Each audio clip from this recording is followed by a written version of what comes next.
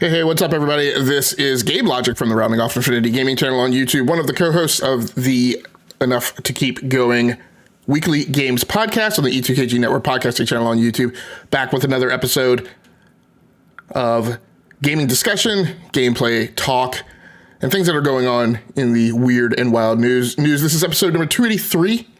We're talking mostly more Midnight Suns gameplay talk tonight, as well as a little bit about Nintendo shops shutting down and a few other additional items. We're on an off night this week because we had people out of town last night, so we decided we would convene the show on Monday. Here with me, as always, I have my stalwart companion in crime, Mr. Towmaster99. How you doing, Tal?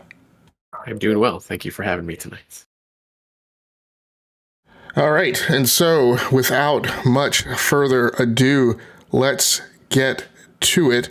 And of course, again, this week, because I'm still rusty, have many items on the agenda not open, but tonight we're going to start off talking a little bit more about Marvel's Midnight Suns. My gameplay has continued this past week. I've been playing again on the Valve Steam Deck, still doing that. Probably going to check a little bit of it out on just a regular PC. But what I found surprising this week is that I spent way more time in it than I had planned. I just got sucked in, and it is doing the thing to me that, Spider-Man has, that, it's just become one of these games that I don't know that I'll ever finish it because I'm not too wrapped around the axle about finishing it. I am happy to go on side missions. It plucks at so many of the things that I like in just games in general. Things like having a pretty wide cast of characters and just being able to kind of pick and pack, which ones go with you on missions. So one of the missions that I ran was used Nico, the Hunter, and Ghost Rider, who, which makes for a really neat, mystical group of characters to take out. And so in some ways I'm able to sidestep some of the misgivings that I had about the launch of the game, where I was kind of like, you're going to have all these, Iron Man and Avengers and characters like that in this thing where I felt like I would have been happier if we had just kind of concentrated on the Midnight Suns. But you're able so often to go out on missions with just those characters if you want. It does the thing to me that I liked with Fire Emblem Three Houses, where I'm able to invested and stoke relationships with different characters. What I haven't seen quite yet is, while there are some kind of team tactics to the game, and there's definitely things like, I fought Venom for the second time, which was one of the things that I did. And despite the fact that I felt like that whole time that I was fighting Venom so that I could get Venom, I was really fighting Venom so that I could get Spider-Man on my team. But there are things, there, and actually, like I said, I think I may have fought him a third time. But I think in the second battle, I did things like my hunter. And so there's actually, just to back out another step, there's actually some RPG elements to it as well, as you're selecting, as you go about the Abbey. And I do spend a lot of time in the Abbey, a lot more than I would have anticipated, just going around. I used to go around and I there might be like 3 activities for you to engage in. And so there are typically activities for you to engage in when you get back from a mission, and then you go to sleep. And then you wake up in the morning, there's additional activities for you to participate in before you go out on your next mission. And the way I was running it, there might be 3 activities each time, and I would maybe do 1 or maybe do 2. But now I do all of them, before I go out, before I go to sleep, and before I go on the next mission. And then I also, tend to go around and do all of the dialogue activities, right, that you can do. So there are sometimes as many as like 5 or 6 activities for you to do. So, on one of so one of those activities is, investing in upgrading powers. And so one of the things, and so like I said, the RPG elements are there in terms of a lot of the cards that I've selected to upgrade based on the research that I've done in the Forge. So you go down to the Forge, you do the research, then you come up to the Yard where you participate in training activities like sparring and other things like that. And that's also where you upgrade abilities. And it turns out that, for my hunter, a lot of the abilities that I have invested in upgrading are abilities for healing. And so when we went and fought Venom the second time, my hunter didn't really do a lot offensively, because a lot of what he spent his time doing was healing the other heroes. And there were points, because Venom has attacks that can immobilize heroes, there were points where, I had a hero, I had a hero entangled, and I had, a hero stunned. And sometimes I would make the choice to, well, the one hero that I have free has like mega bomb level, like offense. And so I think Venom is pretty close to down. So I'm just going to invest in chaining some attacks together and just using all my attacks, using all my turn actions with this one hero. I'm not going to spend, an action for that hero to go free like the other heroes.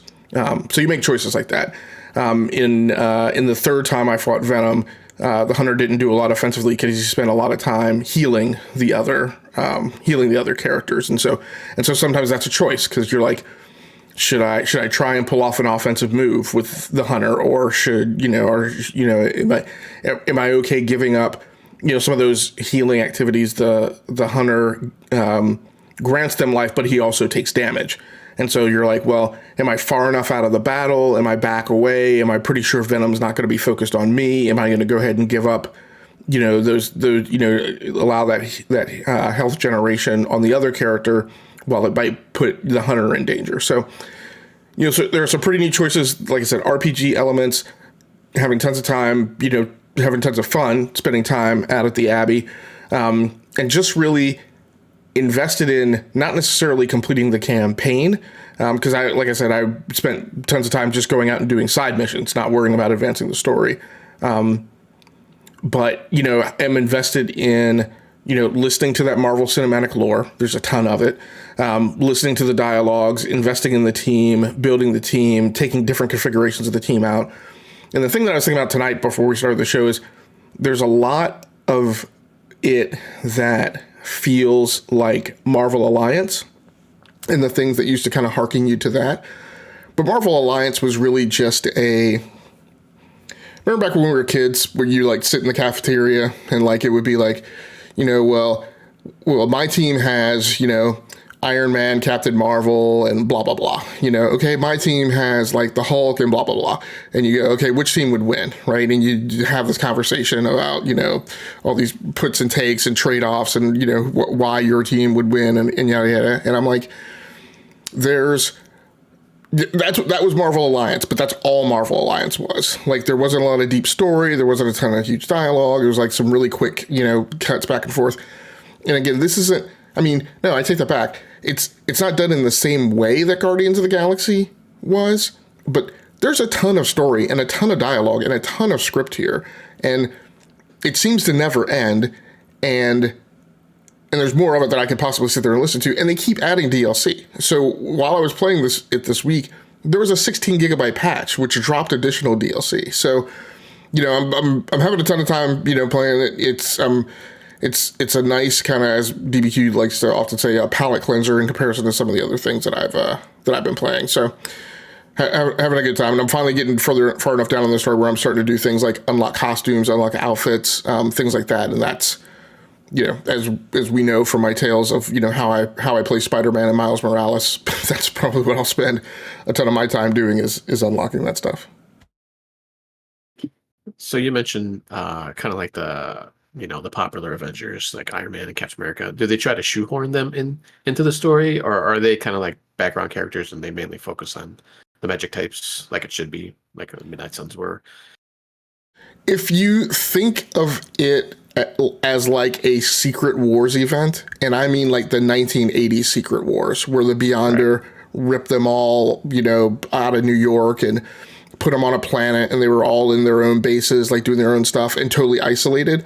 And therefore, there was a reason for some of the like really long pole tent like activities they're going into, like, Doctor Strange and Tony Stark talking about like investing in like figuring out how to upgrade the forge, and I'm like, and so the way the story starts off, it feels more like, okay, this is a thing that the heroes, this is a 4-issue crossover event, right? Nobody's setting up an entirely new HQ, right? For 4 issues, nobody's building a new Batcave, right?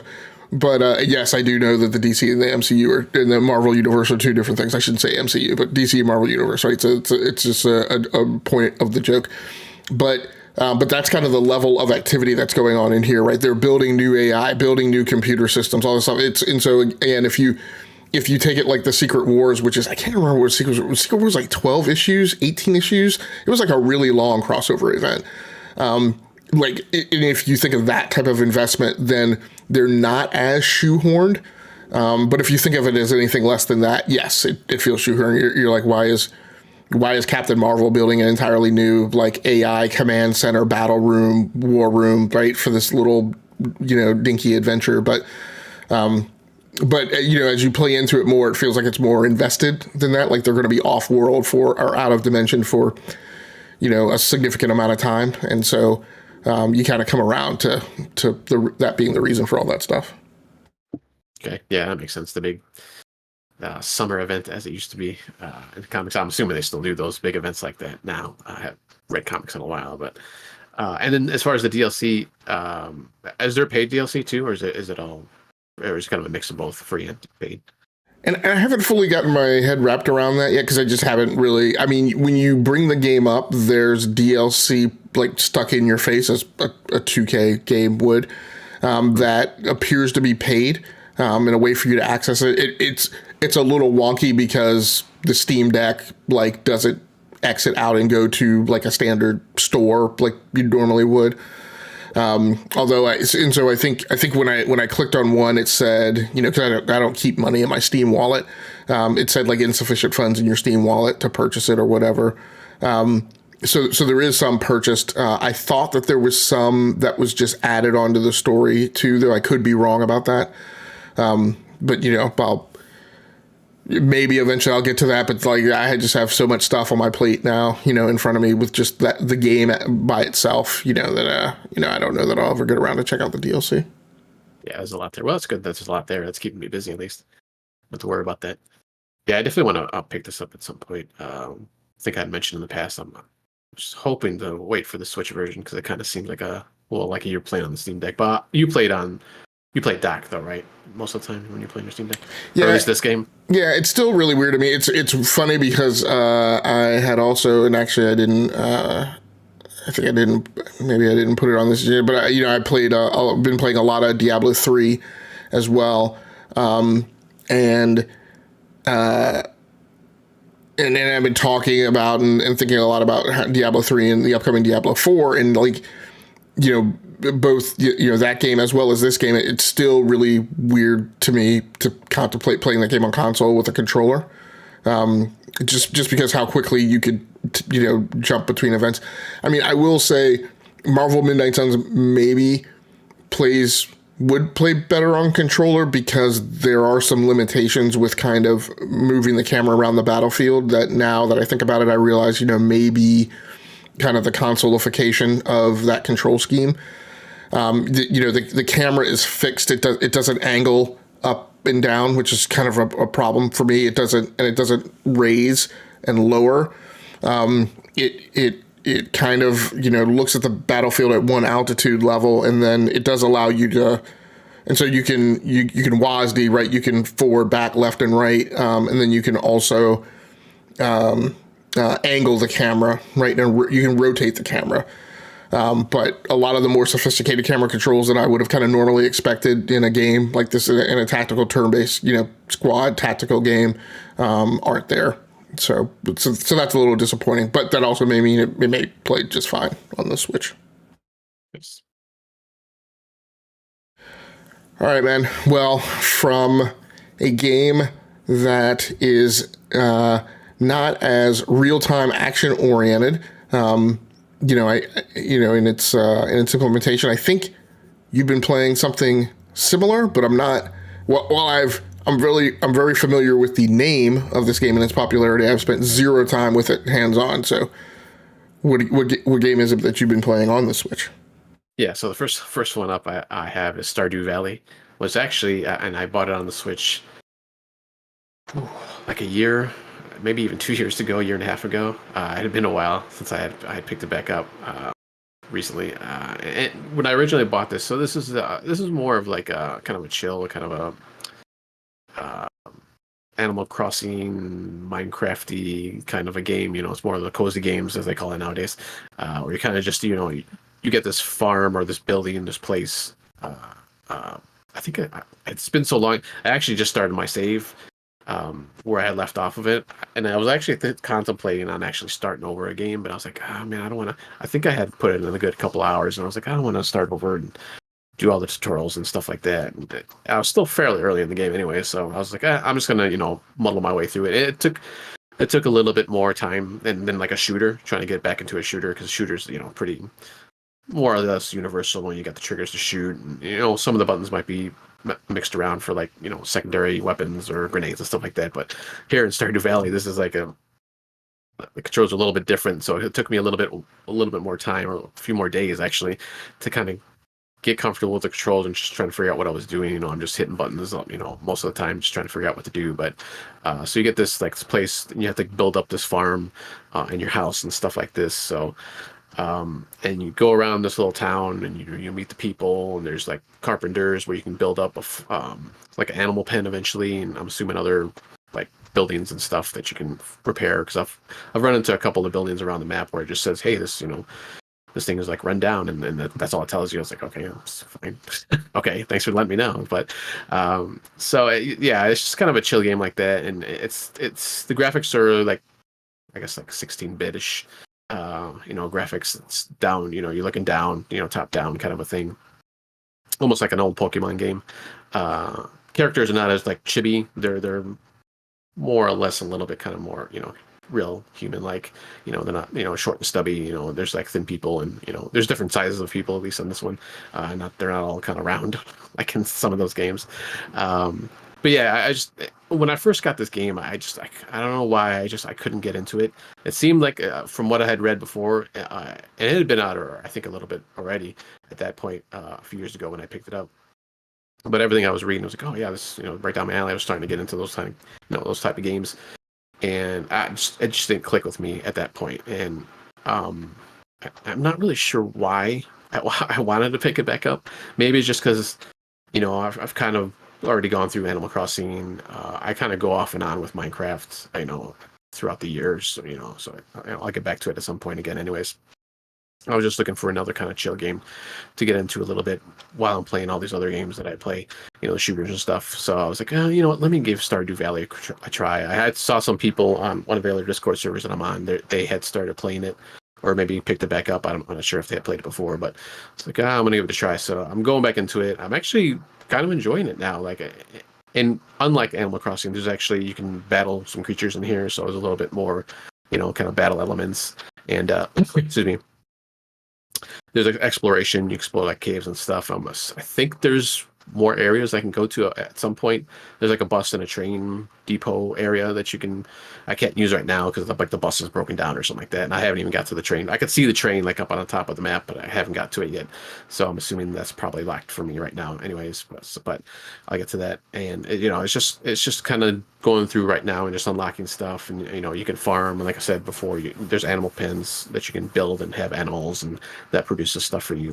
There's all these other kind of things you can do. So I just got to kind of jump into it a little bit more, and I've been actually playing it almost every day this past week. Once I had picked it up, I think like on Tuesday or so of last week. Excuse me. So, but I'm just starting to get back into it, so I kind of have to figure out what I need to do. And the one thing I need to really figure out is how to make money in the game. I've kind of looked up a little bit how to do it. Like you can sell crops, and I think there's stuff from animals, like you get cows and sheep and stuff like that. You can, I think you can sell that stuff too at some point. But I know the crops is like one of the main sources of income. But there's got to be more, because this is like I only got like a couple hundred gold, I think it is, in here right now, and I don't really seem to be getting too much more. Like I lose some and then I get some all of a sudden. Like so, it's like it's a little weird. I got to figure out like the economy, how it works. But that's probably like the first thing I have to start trying to figure out, and try to build up my money. Because like if I go to like the carpenter, I can build the pen, and that was thing. It was like $2,000 or $3,000 or 2,000 gold. So like I'm nowhere near that. So there's obviously some way I could obviously make money, but I got to figure that out. And I'm just kind of, like I said, I was just kind of going around and exploring again, because I forgot what the map is, and I need to go back and see like if it's a procedurally generated map, or is it always like the same map. So that's kind of interesting thing, which might make me restart it, maybe. But I like I said, I was still contemplating that. Like every time I jump in there, it's like, man, I don't know, maybe I should just start over. Now that I know how to do like certain things, I could just build up stuff really quick. And it won't take me as long. So, but I don't. I might just kind of keep with it, and stick with it for now. So a little bit different than Marvel's Midnight Suns and that type of game, but it's fun though. I like it. But it feels like very much kind of in the direction you've been heading in, where so you've been on Marvel Snap, you talked about Vampire Survivor last week, now Stardew Valley. So and this is a little bit of kind of what I felt, a little bit with Marvel Midnight Suns too. So obviously before this block was playing a ton of Call of Duty, Halo Infinite, still playing those games in the background. But and I've been sick and under the weather the last week and injured, and so Marvel Midnight Suns, right? I'm not like hunched over the keyboard, super intense, biting my lip, hands wailing away on the keyboard and mouse, and I have time to think and process, and there's more of a zen really to those type of games, right? And similar to Knights 2 Sovereigns, right, that I was playing before that, right? There's a zone that you're in when it's action games, right? And you're up on, adrenaline, and but there's also kind of the thinking space games, right, that are good, right? Is again going back to DBQ's terms, palate cleanser, but just that shifting like thematically back and forth seems to kind of. Yeah, well, I mean, for me is where I've been, and for you seems to be like a place that you're settling in a space for games for right now, maybe until. Do you think that's kind of cyclical? Like, is there an anticipated release you're looking at like later this year that you think is going to kind of, you know, be that kind of pulse pounding thing for you again that you're kind of laying back for and trying to kind of, I don't know, maybe kind of reserve some of your power and energy for, or is it something different that's going on? Yeah, I think that's it because it was kind of like when I started playing the latest Pokemon game, like that's all I was doing. I was like, obviously that's not, it's not intense or anything, but still, you kind of got to get into it, and there's all kinds of different systems you got to learn in the game.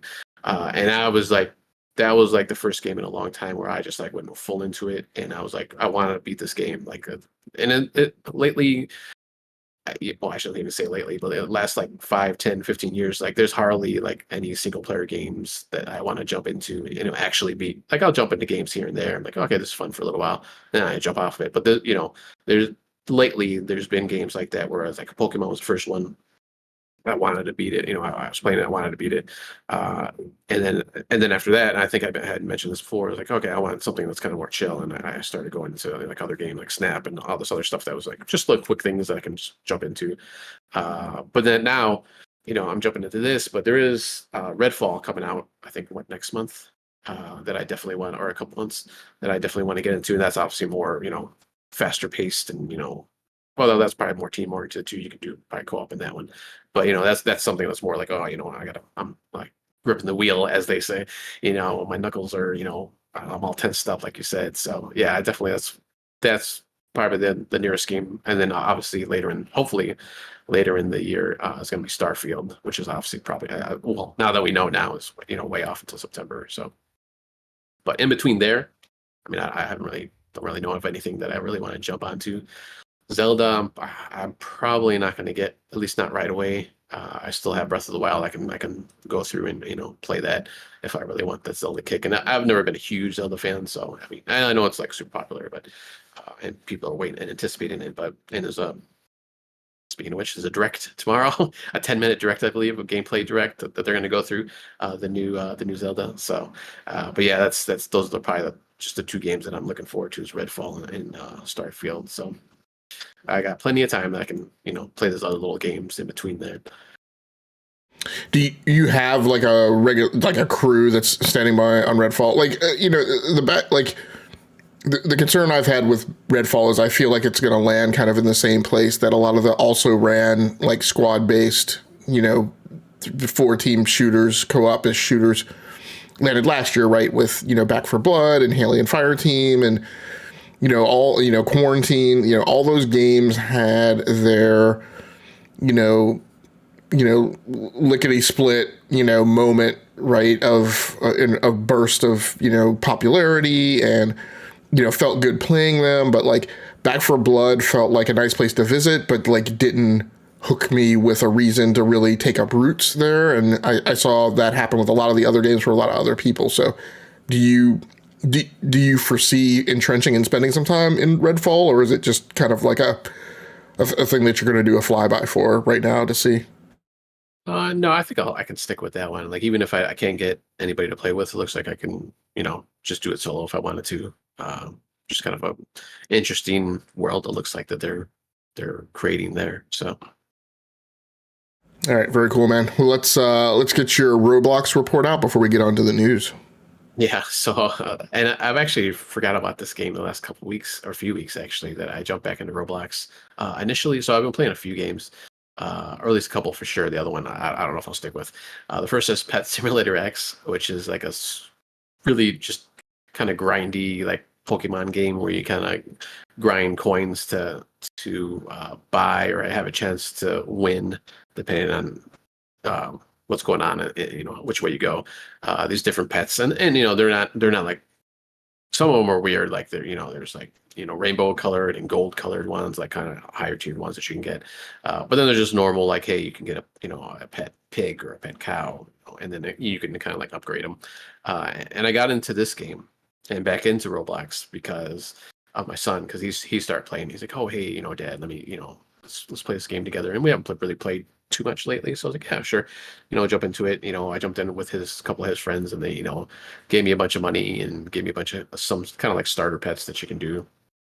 And like I said, it's super simple. You just kind of grind for coins and there's like special events that they do where they're like, I think the one now, I think it's still going on. It was the St. Patrick's event where you can get like just, kind of green colored pets, or I think there's even some special pets in there that only for this event. So, you kind of do stuff like that, but it's super simple. You just go in there.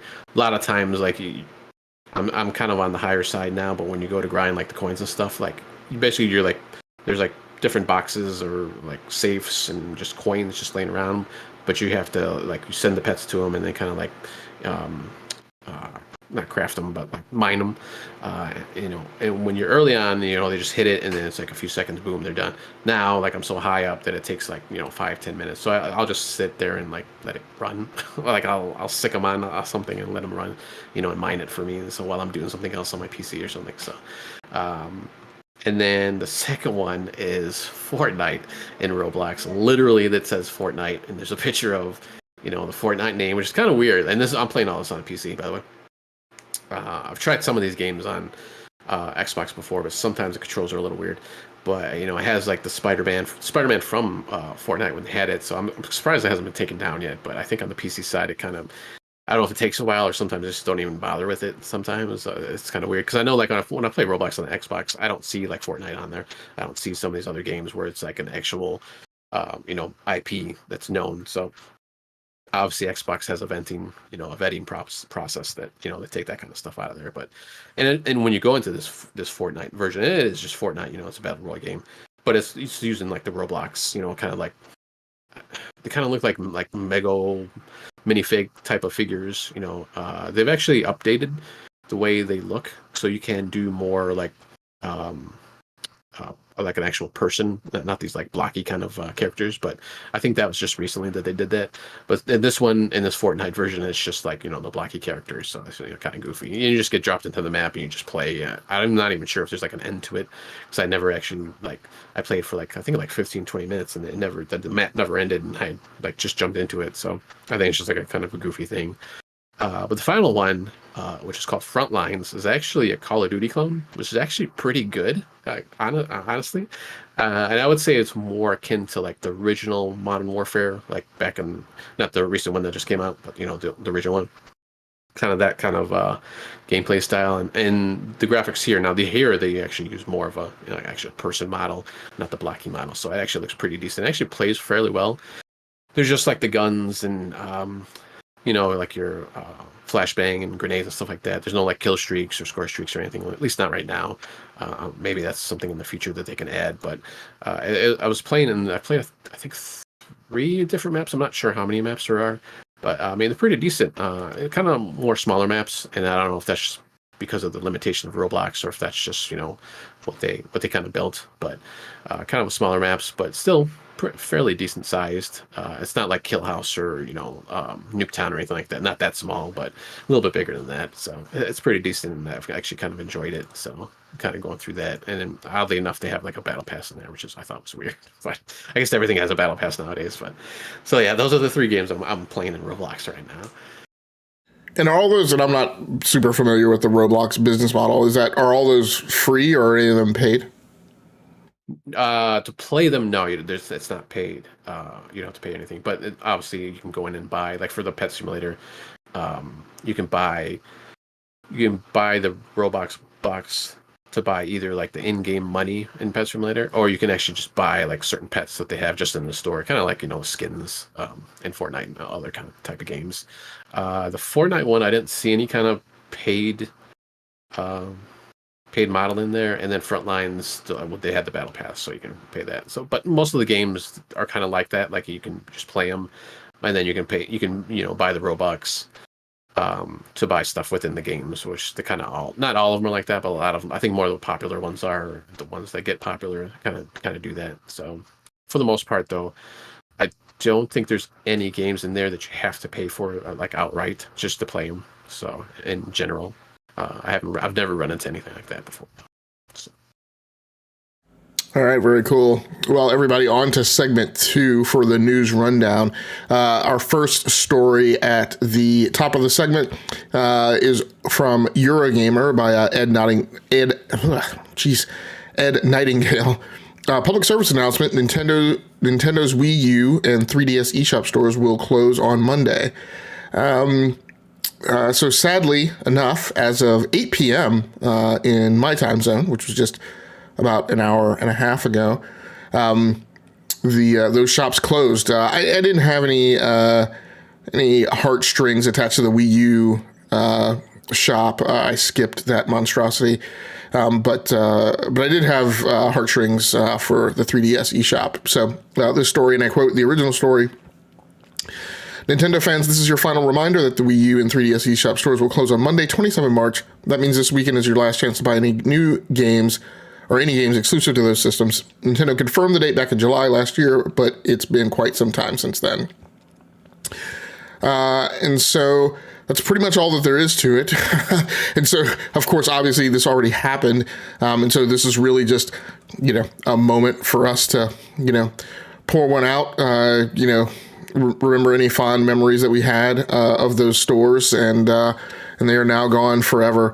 I had a 3DS in the utility room that, since the pandemic, I've been saying, I'm going to break that back out. And, there was a while, I think I mentioned during the pandemic, I thought, because I was thinking about getting the kids Switches, but I was like, well, maybe I should just get them 3DSs instead. And then during the pandemic and the supply chain shortage and stuff like that, like I remember I told you guys, like 3DSs were, they were like mini disc players on eBay. They were just like ridiculously expensive because people were hoarding them, and they were rare now and, no longer in production. I forewent any notion of going down that path. And my 3DS is still in there somewhere, but it's nostalgia, and it was fun to play.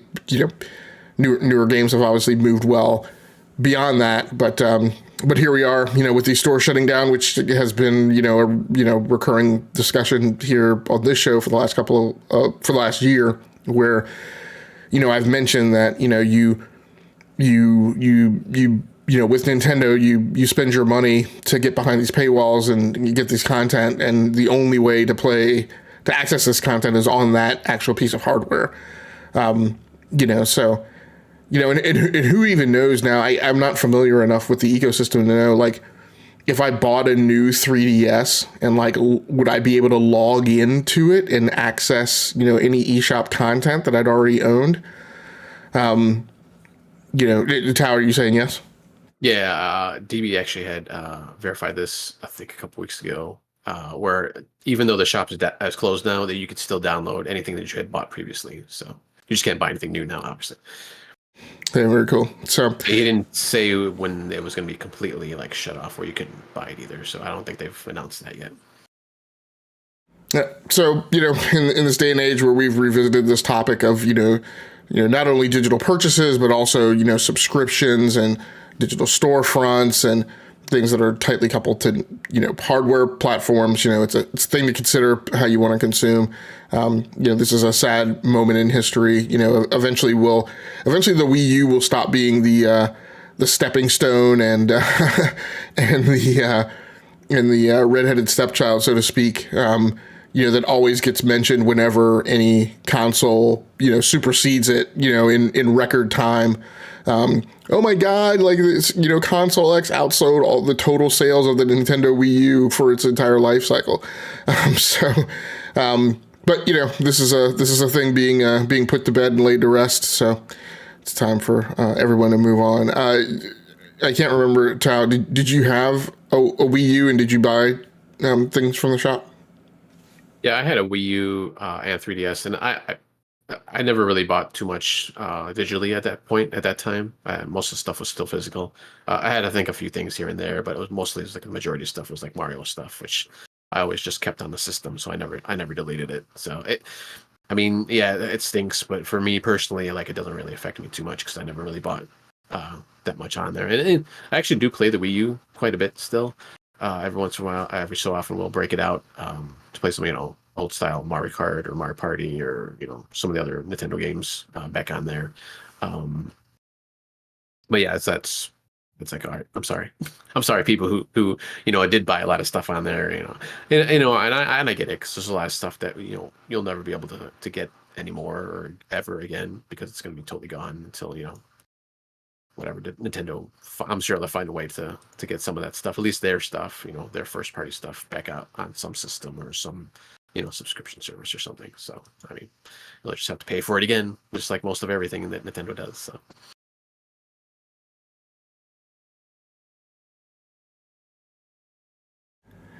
Yeah, I was just trying to reopen the story because I thought there was one comment that I made. Yeah, so they're quoting here. Across our Nintendo Switch Online membership plans, over 130 classic games are currently available in growing libraries for various legacy systems. The games are often enhanced with new features such as online play. We think this is an effective way to make classic content easily available to a broad range of players. Within these libraries, new and longtime players can not only find games they remember or have heard about, but other fun games they might not have thought to seek out otherwise. We currently have no plans to offer classic content in other ways. And so, boys and girls, in case you're not hearing what they're saying, they're saying, yeah, we don't have any plans to replace that, but there's lots of stores with lots of other content. Look, Nintendo has done a really great job of replicating the Toys R Us effect, on a digital store, right? They close. I'm not saying this is Toys R Us, but like the wonder of Toys R Us was, or any retail shop, right? In the last year, I've talked about doorbusters, right? For instance, and things that a lot of these stores do. The reason why the PlayStation storefront is considered, or any of these storefronts is considered, prime real estate, right? And why the platform owners feel like it should cost you something, right? If your game is featured, right, as a featured game, right, on the storefront, or and there are marketing deals tied to that, right? And one of those things is the reason for that isn't necessarily for the game, but it's to get you to walk into the store. Because once you walk into the store, like how many times do you go onto a digital storefront and buy more than one game? How many times do you walk into a digital storefront and buy something, make an impulse purchase that you hadn't originally intended to do?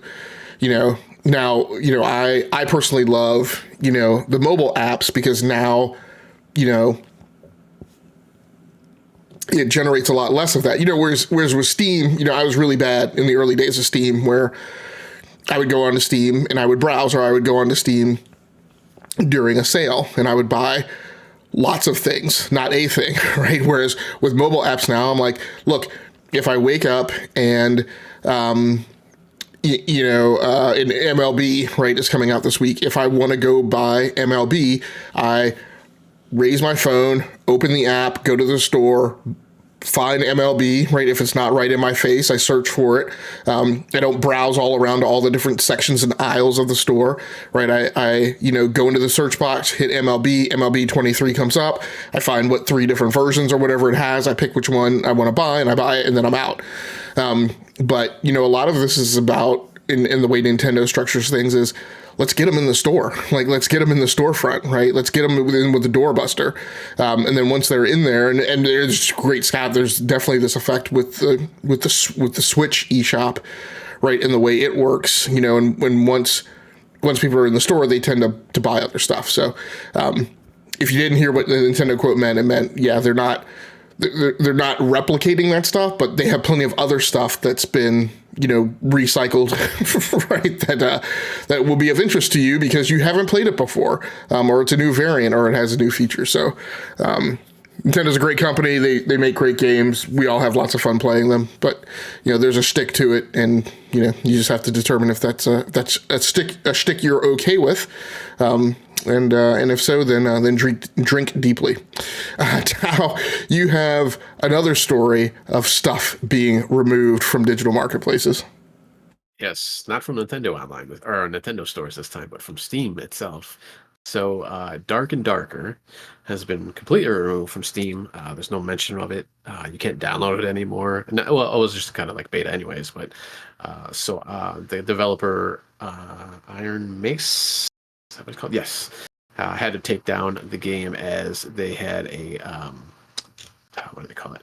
DMCA takedown from Nexon, which, if you remember in the past, the Nexon was basically saying that Iron Mace had stole assets from them.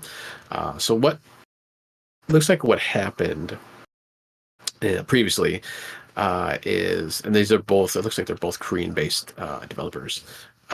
There were some people that used to work, or one of the leads that used to work at Nexon actually left, and supposedly Nexon now is saying that they took a bunch of assets on a game. They're just calling it P3 right now from Nexon. They took a bunch of stuff and brought it over and started, brought it over to Iron Mace, created Iron Mace, and started making their own game, which became Dark and Darker. So that's basically the gist of it.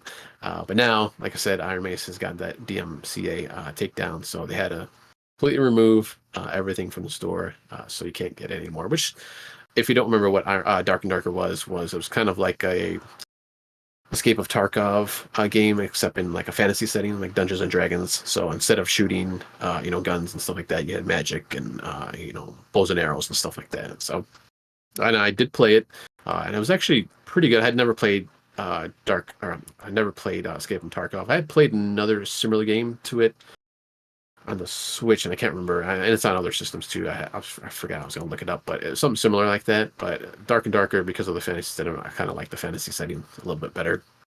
And it's a little bit more slower paced ish, not as fast twitchy as like a Escape of Tarkov, which is more kind of like first person shootery. So that was kind of nice too. Sometimes a little bit too slow, like just the movement itself. Like when you're walking, even when you're running, you're moving pretty slow. But I mean, in general though, it was a pretty cool game. You kind of go into a dungeon, you try to loot as much as you can, and then escape is basically the ultimate goal. And then you can fight. There's PvE and PvP aspects of it. There's AI controlled characters, and then actual people that are trying to do the same thing in that same map. So you can fight them and grab their loot if you want and stuff like that. But I really enjoyed the game. It's kind of a bummer that this is happening. Obviously, Iron Mace is saying these allegations are there's nothing there's nothing to them, but I'm assuming this is all going to be played out in court at some point, since now that they had to take down the game. So unfortunately that's the story on this one. So we'll see in the future if we see it again.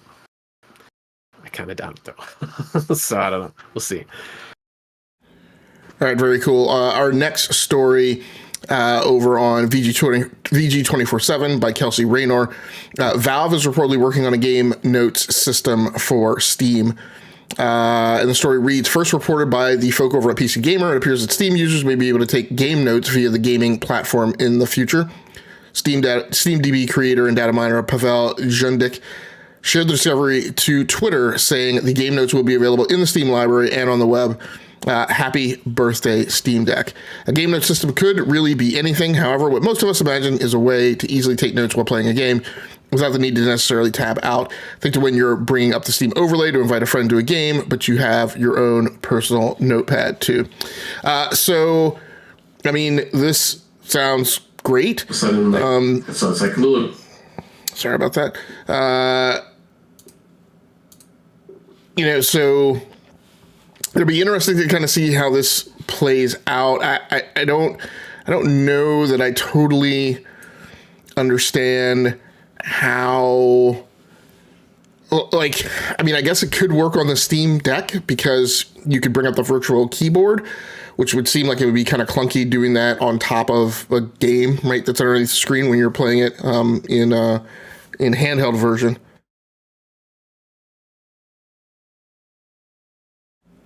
But but otherwise, if you're playing it docked, that would work perfectly fine. I think the thing that's neat here, I've recently just started, I said for months, years that I was going to incorporate this in my workflow, but with my video and audio files, like actually using the metadata features, right, that Windows and probably any operating system allows you to access and put my notes for the file in there. I do tons of recording footage of when I play games, and then I'm keeping the note of that video file or just a list of the video files that I have on some text thing, and sometimes, and then I forget to put it on my NAS, so I can't access it when I'm on another PC and blah blah. And I'm like, why not just put the note in the file? It doesn't make any sense. And so Yeah, I think we've all gone through this of like, how do you keep a journal? I'm sure there are lots of people who keep journals and things on games. And it would be neat, at least for your Steam games, to keep them all within one ecosystem that you could access right via anything, including particularly if you have access to it via the app, as I talked about earlier, right on your mobile phone. The thing that's not great about it is it's just Steam, right? And so if you would like to have that for all of your games, then the Steam implementation may not be that great if that causes kind of a disruption, right, to having something that is platform agnostic to do that in. Other gamers might just be, who are multi-platform gamers might be given over to either start one or just keep it on something like Notion, right, or some other, or Evernote or some other app, that you use that you can access, from anywhere. I don't know any interest in this game. Tal, I mean, when I hear you talk about PC games, I realize now it doesn't sound like you're necessarily super ingrained in Steam as an ecosystem. So would this do anything for you directly? No, I mean not really. Yeah, like I bounce around from everything. Like I don't really care. Like I do Epic Games and uh, BattleNet, and I got all the other different launchers out there, and I just bounce around. It doesn't really matter to me. I mean, I guess it's cool. Like, but I don't think I don't play the kind of games that I probably would need to take notes for the most part. And I mean, most of the time, like you can just pull up stuff in a game that's kind of already there. Like, and there's like a kind of a running. Um, Record of what you did or what you need to do, and underneath that, like if it's stuff you need to do, there's stuff underneath that kind of tells you already what's there. So, and yeah, obviously there's some games here and there that there's something where it doesn't actually spell it out for you automatically. And yeah, maybe you can need notes, but I mean, yeah, it's not like I said, it's not too intrusive most of the time for most of the games I play. So obviously there's lots of games out there that you probably need to take notes on, but like for me, it's not gonna, it's not a big deal. So it'd be a cool feature, I suppose. And I was thinking when I was reading this that there was something like this that was supposed to be on one of the consoles maybe at some point, but I don't know. I might have been thinking of something else, but it'd be all right, I guess. It'd be cool. Very cool. Very cool. Well, something that you did need to take notes for, I imagine, was everything that was announced at the State of Unreal. So do you want to go ahead and talk us through that, your next news story? Yeah, so the State of Unreal, so this wasn't really a showcase of games, really. There were some games that were shown, like you had the Hellblade 2, Senua's Saga, excuse me, Lords of the Fallen, Infinitesimals, I think which were all had been announced at some point in the last few years. But it was more of the capabilities of the new Unreal Engine, and what it's capable of, and what it can do, coming up in the future. I'm just going to run down a few of the things that they announced. First up was the Unreal Editor for Fortnite, or UEFN, which is the new kind of creative engine that developers or people can go into and make up games for Fortnite, which I believe I've said in the past where, speaking of Roblox before, Roblox, when you go into the creative section now in Fortnite, it looks exactly like Roblox. There's like just the tiles of the different kind of games that you can play within the creative ecosystem. And these are games that people have created on PC, and they've ported them over to the console too at some point, I think, for the most part. And I'm assuming the same thing would be able to happen here. Right now, this Unreal Editor is just for PC, the PC version of Fortnite, where you can go in and create games. So they just have you have like racing games. They have like zombie modes, like a ton of zombie modes and death runs and all these other kind of game types that you can create. And this is kind of just like the next generation, basically 2.0 creative system that they're doing.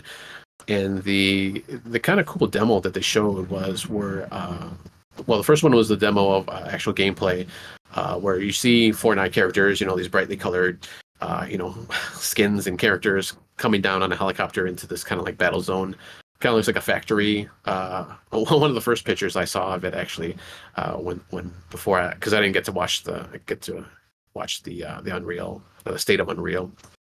alive, but it almost looked like it was like rust from I think it was rust from Modern Warfare. It almost looked like that, but it's like this huge complex though. It's not like this little thing, this little building and stuff like in the rest of the map. So they drop down and they're fighting. They're shooting all these people, and then this big robot comes out, and it's just kind of weird because it's like this gritty and dirty factory looking setting, and then you got these brightly colored like Fortnite characters, and it's still, but it all kind of worked though. Like I don't know if you had a chance to look at the video, but everything was really smooth. Like all the graphics were cool, and this was actually gameplay. And all the demos, or most of the demos here, I think were up on the Fortnite creative kind of section. I don't know if you can actually play them or if it's just like the videos, but I have to go back and kind of see. It'd be kind of cool, like if you could play this, but I'm assuming it was, the demo was probably, obviously just a small piece of, what they can do. But it was just kind of cool to kind of see this, what can be done now in this creative suite. So it'd be cool to see in the next few months because it just came out in beta last week when it was announced. So it's probably going to take a few weeks, few months actually for like real like stuff to come out. But the other kind of demo, I wouldn't even say demo, but kind of like quick, like real, like kind of like quick shots of like stuff you can do. Like there's all kind of different graphics. They had like one where it was like almost like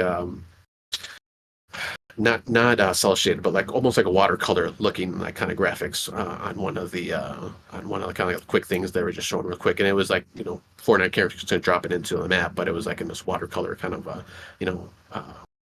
graphics, so it looked kind of cool. So I'm kind of excited for that to kind of just see what people do, because even with the kind of limited creative tools they have now, there's some pretty decent games that people create, especially like on the zombie side, like the zombie kind of modes, which are kind of cool. So that's the first thing.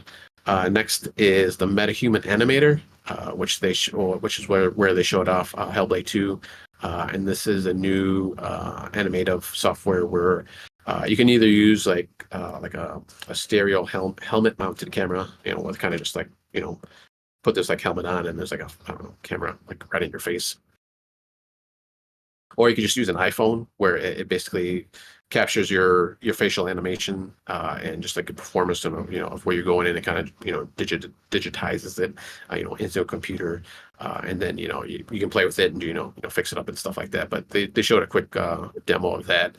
The next one was it was actually a demo from Rivian, I believe is how you say it, as an electric vehicle manufacturer, where their the electric truck was kind of going through this forest area. And it was like photorealistic and looked like totally real, more or less. I mean, you kind of see stuff here and there, but it was really pretty. Just the truck kind of driving through, the scenery and stuff like that. It wasn't, anything too, exciting, I guess, for most people, but it just looked cool. Just the truck itself, just the graphics and the surrounding area, and in that kind of same demo, they also introduced the procedural content generation framework, PCG, which is a new editor and runtime tools, which will allow artists to define rules and parameters to quickly populate expensive, highly detailed spaces faster and more efficiently. So that sounds pretty cool. And then lastly, last couple things were their marketplace that they have. The digital asset store is going to become one huge marketplace. So this is replacing Unreal Engine Marketplace, Quixel Bridge, ArtStation Marketplace, and Sketchfab. It's all just going to become one big marketplace called Fab. And then the final thing was the Creator Economy 2.0 for Fortnite. Where this kind of gives more, allows the creators within the creative side to just monetize basically their creations, and then they'll be getting. Epic said they'll pledge 40% of the game's net revenues would be put back into the pool for creators to use. So that was their new economy. So anything, I don't know if you got a chance to see it live, or if you went back later on and got to see anything from this on State of Unreal, if anything kind of jumped out at you.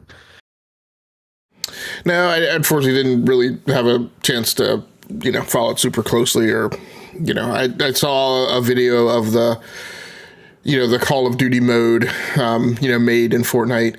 I don't spend a ton of time playing the creator, the what I want to say, the user created content. In any game, like even go back to games where, like the Forza versions, where people could make tracks, or I mean, I don't spend time in the Forge in Halo Infinite, right, unless they suck one of those maps into regular rotation. So it's awesome. I think the most impactful thing to me that, obviously the new rollout of tools and kind of the hyper focus on where they're putting more of the lift right in the engine these days, and kind of the Stack Overflow like sharing, without the Stack Overflow snark that goes into the UE marketplace. What that's really going to drive over the next few years is, I expect that between now and the end of this generation, when I look at this console generation and I think about the notion that one, in two ways, it was headed in the direction of being a lost generation. One, in that so many people in the normal user base won't have these consoles until right the mid-life cycle of these consoles, is one, and that they potentially won't achieve the market saturation that they have normally achieved in past generations, or at least not until much later in the bell curve arc than they normally have. But I think another way is in the software, right, where there are still arguments that have points on whether or not we're seeing truly next-gen games. We're not really seeing yet fully games that are solely made for individual consoles of this generation. And there's some, there are sometimes when people say that who are not in software engineering, that their notion isn't incorrect, but the manner in which they're voicing it, right, and their causality behind it is not on track. But those are concerns that become valid at some point, right, in this generation. But I think a big thing is that with the introduction of these Unreal Engine tools, what I project we might see is a leap in scale that is compensating for arguably things that we may not have gotten this console generation, where there will be an additional volume of that content coming from smaller teams, right, to fill in a lot of the gaps, that we've seen. And when teams are smaller, that they are less concerned about kind of amortizing the investment of their labor effort over, multiple generations of consoles. And so, those games might be purpose built right for this specific generation. So we'll see. It should be interesting. Last story, unfortunately, in this segment, Bungie pays tribute to Lance Reddick, sharing the actor as performance is yet to come. This story over on VG 24/7 as well by Oisin Kaunke. So unfortunately, actor Lance Reddick, who obviously portrayed the voice of Zavala in the Destiny franchise, and as well as a character in John Wick, and just many Horizon Forbidden West, and just a well-known figure amongst the sci-fi and the gaming community, passed away at the age of 60. And so this story reads, following the passing of actor Lance Reddick, Bungie has shared that there are still performances yet to come in Destiny 2. Last week came the unfortunate news that Reddick had passed away, having appeared in a number of beloved series like The Wire, John Wick, Fringe, Guerrilla Games' pair of Horizon games, and notably as Commander Zavala in the Destiny series. Live service games are obviously a living, breathing thing, meaning that there are regular updates, often with more pieces of a story. In a recent blog post from Bungie, the developer shared a tribute to Reddick and noted that there are still performances of his to come in Destiny 2. And so, obviously, in this day and age, with the way movies have historically been made, voice acting is made. You get a lot of content that gets generated by actors, voice talent, etc. For a lot of these things that winds up never being used. So, it would stand to reason that they have a lot of that content that they'll, find places to use as a matter of, hopefully rendering respect right unto a venerable actor who was with the series for a very long time and was really the voice of the series, right? As Cade went away, and I can't remember Nathan Fillion, obviously being his voice, and then Gina Torres, who was originally the voice of. I'm forgetting all my Destiny characters' names now. But she was replaced as a voice actress by Deborah Wilson. And so, there have been people who have come in and out of that series, but, Lance had been there, right, from the beginning. And to me, kind of resonated in my head as the voice of Destiny, of the Destiny franchise. So, it's good to hear that we'll hear more from him, as the franchise goes on. Tao, any other things to mention on that topic? No, yeah, I didn't even realize he was in the Horizon series. I don't know if I got to his character in that, and when I was playing it on PC, still playing it. Let's get back to it, but also same thing for Destiny. So, but yeah, it stinks. Yeah, I really liked him in Fringe. That's probably what I most remember him from. But it's good to know that he had all these other characters too in video games. So. Yep, and so to round out the show, we'll move on to segment 3, our regular rundown of everything else that we've been playing. The principal thing that's been on my list that I'd spent additional time in was Diablo 3. I'd been playing Diablo 3, but just like Marvel Midnight Suns, I'd really kind of gotten, hooked back into it. Some of that was because of a lot of the discussion that was going on around Diablo 4. And I'd kind of, it kind of heightened my awareness and the degree to which I was paying attention to things in Diablo 3. But, I was also hitting that point of having put enough time into the series. And I never, my experience with Diablo 3 was, to go back even further, Diablo 2 came out when I was coming back to PC, having kind of been on it in the pre-3D acceleration days, and really fallen in love with the platform. But then I'd had to kind of walk away from gaming for a couple of years, and so I was coming back to it. I was, getting into PC Gamer and paying attention to, the news and the things that were going on in the industry. And Diablo 3 was one of the, few games that I really paid attention to, from the point I got back into PC gaming that second time until it came out. A weird point in my life.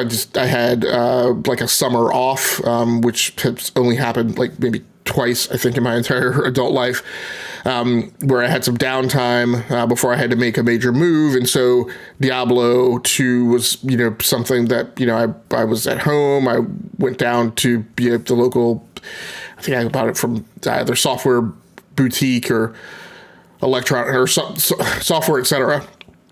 If anybody remembers that old yarn.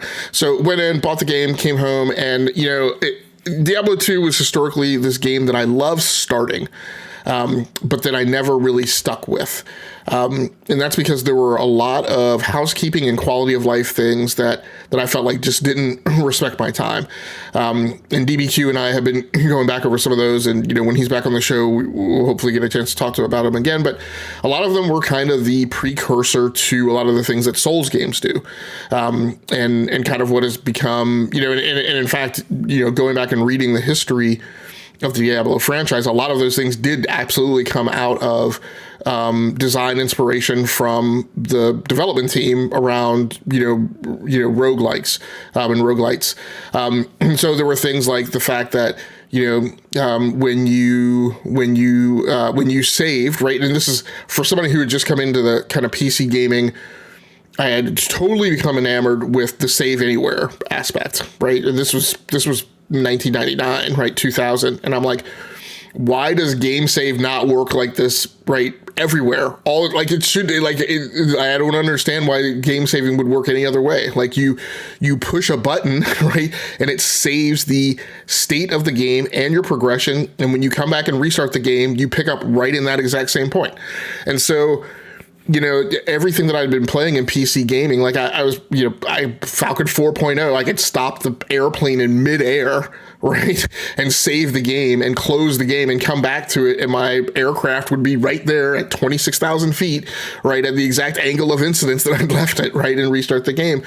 And so, now I come to Diablo 2, and I'm like, I save the game, I restart the game, I start back in like the town center, right, wherever I was, in the story at the time. I'm like, okay, so you mean I have to physically run back to the area where I was fighting like that last boss, or searching, right? And a lot of Diablo is like search, particularly Diablo 2, more so Diablo 2, which I think had less features on the map and was kind of less clear, like geographically where you were on the map. It was a lot of procedural generation. So, when you come back, right, it's not always necessarily true that a cave entrance is going to be right in the exact same place, right, where you thought you had narrowed down where it was going to be. So, and like if you bosses regenerate, right, even after you kill them, right? So a lot of these things had really soured me on Diablo 2, and over the years, you guys and I have talked about how much more enamored I was of the Torchlight series, because I felt like it righted a lot of the wrongs of Diablo 2. So when Diablo 3 came out and had all of its, bad press around it, and the auction house, and and all these things, I was like, yeah, I'm not doing that again. Like, they got me one time, but like, I'm not going back and spending any time. So here we have Diablo 3, which has been out for 11 years, and I had never been enamored to take a shine to it and spend any time with it. Despite our brief forays on the Nintendo Switch, playing co-op. So this, over the last couple of weeks, I've been spending more time with Diablo 3 finally. And it really hit a point in the game where like it had really hooked me. Like, I was like, okay, these are all the things I like from Diablo 2. And by the way, they've also, put a lot of quality of life and housekeeping things in here that make the experience less brusque, right? And so there are checkpoints.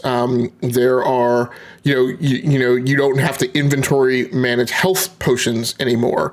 You don't have to inventory manage scrolls of town portal and scrolls of identify anymore.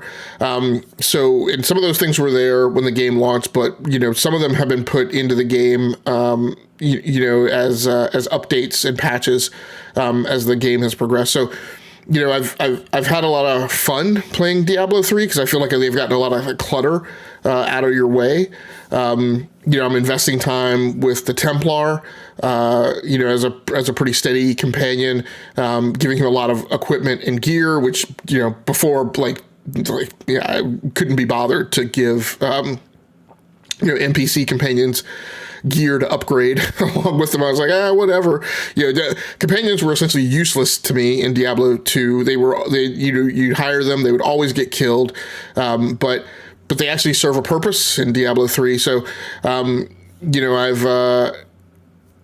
progressed through Act 1 and I'm on to Act 2. I've encountered the Warden, which I've made incredibly quick work of because I'm playing a monk, which I'm a level 28 monk now. So I had mystical allies armed, and so the Warden went down incredibly quick. Then when I went to fight the Butcher, I actually had a weird wonky kind of power bar config set up where I had almost no defensive abilities armed, but I had a bunch of like really high spirit using, and spirit is like the new version of mana, right? For anybody who hasn't played Diablo 2 or Diablo 3. In Diablo 2 it was mana. That's where all your, magic power came from whenever you casted spells or special attacks, and now it's spirit. So I had a lot of things armed that, used a lot of spirit, which meant when I went in, I would do a lot of DPS, but then I would be drained very quickly and I would have to like run around until my spirit regenerated. So taking down the Butcher, which, while you're fighting him, there's flames coming up from different segments of the floor that keep rotating. So, you're standing in one place, then you got to learn to figure out to tell when that section of the floor is going to light on fire, and then you have to move. So it was very risky choice. I did not go into that with that premeditated. I didn't know what was about to happen, and I was like, "Oh, maybe I don't have the best config for this fight." So, but it came out okay. And that's probably one of the more powerful, housekeeping quality of life things in it that have been put in that game. And I don't know if those were there at launch or if they put those in, but you have 3 slots, which are defensive, technique, and focus, and then you have a primary attack and a secondary attack, and then you have and then I think eventually you get 2 mantra. Where I am, you have mantra slots, and where I am, I have 2. But then you hit a point, I think maybe at level 20, where those aren't locked, and so if you want to configure all 5 of those slots to be offensive, right, attacks, right, or 3 offensive attacks and 2 secondary, and not bother arming a focus, or you can mix and match them any kind of way, which really, to me, really unlocks a lot of the power of Diablo, of the Diablo franchise. Like that, just the free, I talk about RTSs and how one of the things I hate in RTSs is where they send you on the one mission where they like strip all the tools and units that you can use and say, oh, you can only use this one type of unit or this 2 type. I'm like, look, just give me the freedom to use all the tools, right? Let me decide. And so I think my biggest problem and the biggest baggage that I carry with me from Diablo 2 is Diablo 2 always seemed very stingy to me. Finally getting 7 classes, right, was a big deal, and it was another big deal in Diablo 3. And Diablo 4 was starting off with the same, like 5 classes again. And I'm like, why not just open the aperture and let people choose? Like, I couldn't tell you how many classes there are available to you to go down the path of in Skyrim, at inception, right? So, and I'm just like, why do we always go down this path? So, so anyway, I've been having a good time, right, running back through Diablo 3, have been bouncing, right, some of the things that I've been experiencing off people who've been playing the Diablo 4 beta, some people who are coming to the Diablo franchise for the first time. It's what, 3 months till launch now, 2 months till launch now. I would definitely say, if it goes on sale, I can't remember how much Diablo 3 costs now, but it's worthwhile checking it out, or maybe even going back and revisiting like Diablo 2 Resurrected, just to kind of, whet your palate and kind of think about what you're getting into, and looking for doing kind of a historical study of the Diablo franchise and where things have gone awry, in my opinion, and read some of what people, saw in the Diablo 4 beta, right, and see if those things are being fixed or addressed. So that rounds out my gameplay for the last couple of weeks. Tao, you've been playing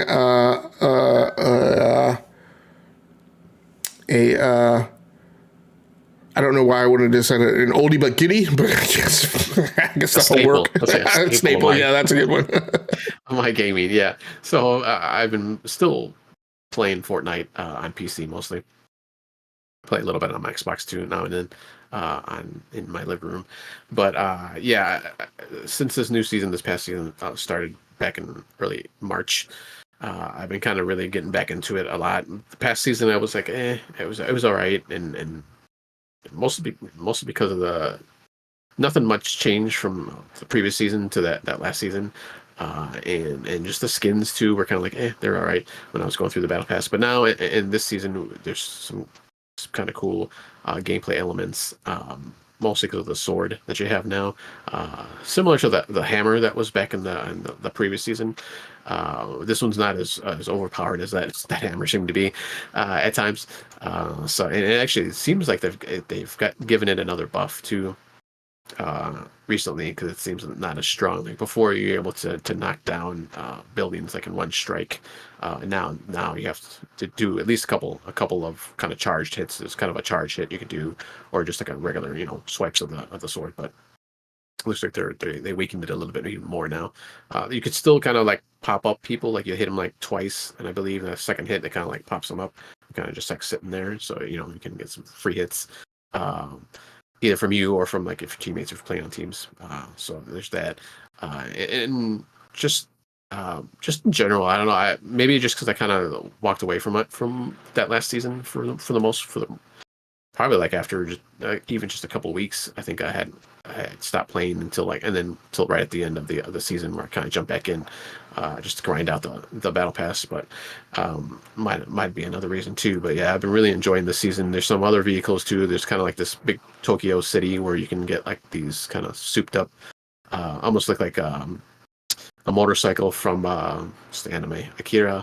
And then you have like these kind of drift cars too that you can jump into, and you can like drift around the city and well, just the whole map in general. But it's kind of cool. So really been enjoying it, and I've gone into the kind of creative worlds I think a little bit more lately, mostly with my son. Like we'll do like the zombie maps and kind of the death runs and stuff like that. Death runs, if you don't know what that is, it's basically just like kind of like an obstacle course where you kind of like jumping over stuff, and there's just different like obstacles you have to kind of get through and get to different checkpoints and stuff like that. So it's kind of cool. It's kind of like a no-brainer thing. You don't have to think too much. You just got to kind of make sure you're platform to the certain things here and there. So and there's other like kind of games like that, as I was mentioning before. But just kind of going along. And my one friend that I usually play with, he's actually got back into it actually pretty hardcore too, which is kind of surprising because he'll kind of get burnt out like pretty quick, but he's actually been like kind of hardcore into the game. So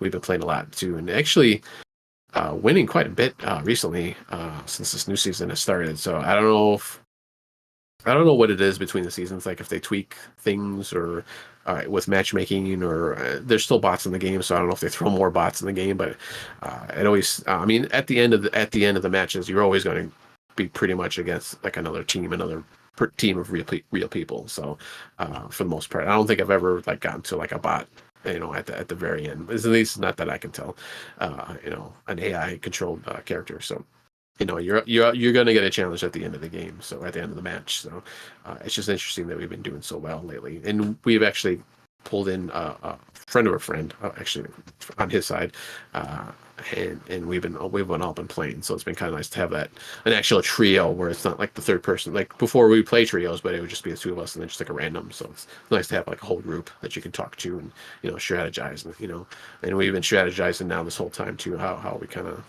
change our strategies and stuff like that. So it's nice. But yeah, continue playing that. Very cool. Now, and you've been playing on PC. I mean, what was because you've mostly spent your time playing on what, Switch and Xbox, or? Yeah, previously, yeah. Now I switched over to PC. Mostly just because I've been using my PC more often, and we usually play no builds. So it's a lot easier on the keyboard and mouse, so I can aim and stuff. Now he likes to play builds like the regular old mode, which is fine. Like I'll do that, but I actually have to switch over to the controller when I play builds, even on the PC, just because I can't build on the keyboard and mouse, at least not right now. Just the way I'd probably have to like play with the configurations, but I just don't have time to do that. So it's like since Xbox controller can sync up easy enough to a PC, I just use that, and I'm a lot more proficient with the controller anyways when we play builds, so I'll just do that. Yeah, the only effectiveness that I was ever able to achieve on mouse and keyboard with, mouse and keyboard or controller wouldn't have mattered, but the only effectiveness I was ever able to achieve building in Fortnite was I did get good at using it defensive, and so I kind of got myself trained to the point where when I got hit from any direction, like an unknown direction, just out of surprise, immediately throwing, a series of walls up right between me and wherever the shot came from was the only thing I had got myself trained to do, but I was never a good builder. The last bit of gameplay that I've been mentioning, and so on that note, I have also, when I talk about Diablo 3, I had also been playing that on PC. In this last game, I've also been playing on PC, Call of Duty Modern Warfare 2. And nothing new to report, just, continue to go through the grind. I think I mentioned last week, maybe I had finished the Battle Pass in its entirety for Season 2. And last night I hit, because I didn't play consistently, I didn't play really at all Season 1. I got on with some friends kind of at the beginning of Season 1, and then I just didn't really stick with it. Had kind of thought I was going to fall off because I had just not found the maps acceptable. and that was a me problem. That was kind of a psychological shift I needed to do to kind of rethink about, what Call of Duty was right this year. And so I have found the maps more enjoyable. I've got my head wrapped around that. So, but I did hit Prestige 5, level 250 last night. So, there's a video up on, actually it's not up on Rounding Off Infinity, but if you hit maybe either the Rounding Off Infinity blog, not the YouTube channel, but the blog has a highlight reel there of one of the matches from last night where I was working the P890 on Zakara Hydroelectric, and despite using a pistol on a map that is maybe not best suited for that, I was able to go 24-9 on kill confirmed. Didn't have to stick with the I ran around with the pistol maybe halfway through the match, saw the level up pop. Or the next unlock pop for the P890, which was the only thing. It was like one of my last two matches of the night, so I was only doing it to get like an unlock that I was close to. So I knocked that out, and then I was able to thank goodness switch back to my TAC-M marksman rifle. And finish out the match. So I was pretty happy about that. But that is going to do it for us for tonight. Tao, anything else that you wanted to mention, either news-wise or game-wise? I've been playing a little bit more of Hogwarts Legacy. Unfortunately, haven't been able to play too much these last few weeks, just because that's the kind of game I like to get a good chunk of time in. So I just haven't had the time for it. So, but I did, I think like a couple days this past week. I kind of jumped in for at least an hour. I was kind of just going through the storyline arc. So, but other than that, yeah, it's pretty much my usual stuff that I've been playing. Yep, and I am hoping in the next week to, as I recover, to get back over to my Xbox Series X and finish my replay through of Halo 3. That's what hopefully will be right in my windshield here over the next few days. But thanks a lot, everybody, for joining in tonight. Thanks a lot for sharing with us our news stories as well as our gaming experiences. For anybody who happened to swing through the live stream, we appreciate you. For anybody out there who happens to watch the archive version of this episode on the E2KG Network podcasting channel on YouTube, we appreciate you as well. Please feel free to like the video and subscribe to the channel, so you can just receive a notification whenever we post new content. We will be back next week, Sunday, at our regular time, shooting for 8:45 p.m.-ish Eastern Daylight Time. And if we're not on right at 8:45, we're generally on hopefully by 9. Every once in a while, a few minutes after. But in general, we try and get on between 8:45 and 9 p.m. Again, Eastern time. So, until next time, take care of yourselves. Stay safe out there. Play the games that you like and come here to talk about the games that you love. Once again, my name has been Game Logic from the Rounding Off Infinity Gaming channel on YouTube, one of the co-hosts of the Enough to Keep Going Weekly Games podcast and the E2KG Network podcasting channel on YouTube. Joined here tonight by Towmaster99. Until next time, good night, good luck, and good gaming. That's going to do it for us. We're out of here.